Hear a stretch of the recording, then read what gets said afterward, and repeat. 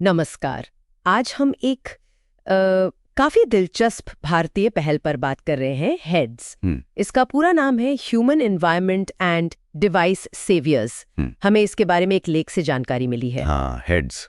तो आज का मकसद है ये समझना कि भाई ये हेड्स आखिर है क्या, है ना, इसके लक्ष्य क्या है और ये टेक्नोलॉजी हमारी सेहत और पर्यावरण के बीच जो ये कॉम्प्लेक्स सा रिश्ता है उसे कैसे देख रहा है या सुलझाने की कोशिश कर रहा है।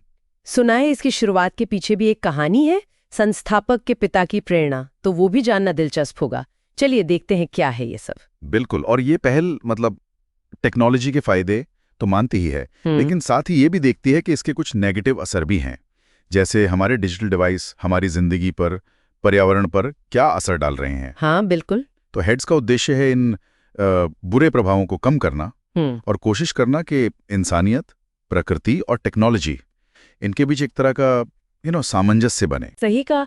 और ये सिर्फ एक आइडिया नहीं है ना, मतलब लेख बताता है कि इसकी शुरुआत एक भारतीय एमएसएमई रजिस्टर्ड आईटी फॉर्म ने की है, प्योर सीएसएस। हाँ, प्योर सीएसएस। और उनकी जो एक्टिविटीज हैं वो भी 7 अप्रैल 2019 वर्ल्ड हेल्थ डे पर एक सर्वे के साथ शुरू हुई।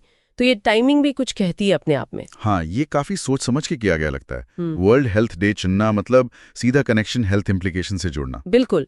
तो अगर हम इनके मुख्य लक्ष्यों पे आएं तो लेख में क्या खास बताया गया है। एक तो शायद ये कि जो इलेक्ट्रॉनिक डिवाइस हैं उनका इस्तेमाल और उनका निपटान मतलब डिस्पोजल वो सस्टेनेबल हो। हाँ, ये तो एक बहुत बड़ा पॉइंट है उनका। और इसके साथ साथ वो पर्यावरण के बारे में जागरूकता बढ़ाना चाहते हैं, ऐसी टेक्नोलॉजी को आगे बढ़ाना चाहते हैं जो मतलब इन्वायरमेंट फ्रेंडली हो। और शायद सबसे जरूरी वो युवाओं को, प्रोफेशनल्स को और पॉलिसी मेकर्स को भी साथ लाना चाहते हैं, ताकि सब मिलकर कुछ ठोस कदम उठाएं। वो कलेक्टिव एक्शन पे जोर देते हैं। अच्छा, कलेक्टिव एक्शन, ये महत्वपूर्ण है। और इनका जो काम करने का दायरा है वो कैसा है? लेख पढ़कर तो लगा कि लिस्ट काफी लंबी है। इलेक्ट्रोमैग्नेटिक रेडिएशन, आंखों पर असर, ई कचरा, हाँ, बहुत कुछ है। डिवाइस एडिक्शन तक शामिल है इसमें। सही में दायरा काफी फैला हुआ है।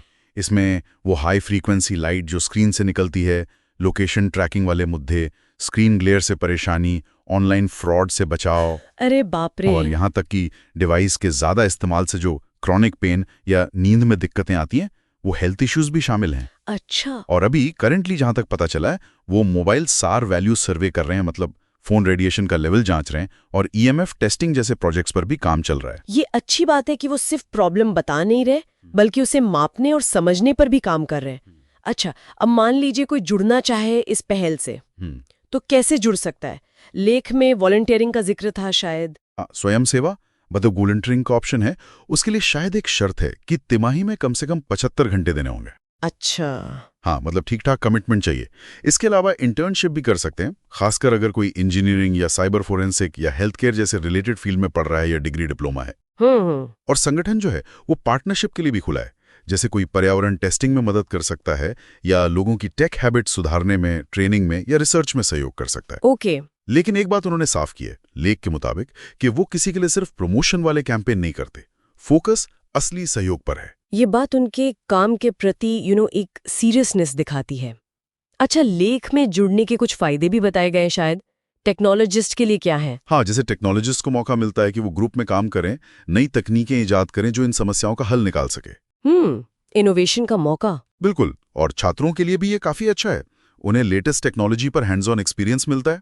सही बात है। और साथ ही ये महसूस करने का मौका कि वो मानवता की रक्षा में कुछ योगदान कर रहे हैं।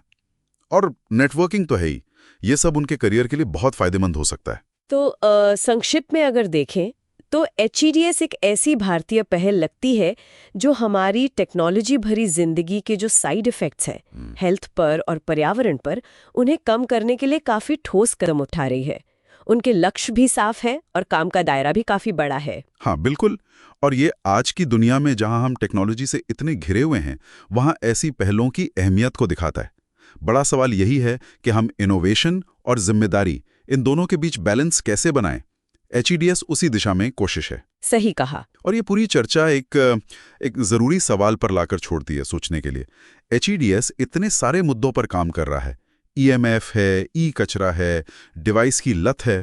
सबसे पहले ध्यान देना चाहिए, मतलब पहला कदम क्या होना चाहिए, ये सोचने वाली बात है। हाँ, ये वाकई सोचने वाली बात है कि शुरुआत कहाँ से की जाए। चलिए, इस विचार के साथ आज की चर्चा समाप्त करते हैं।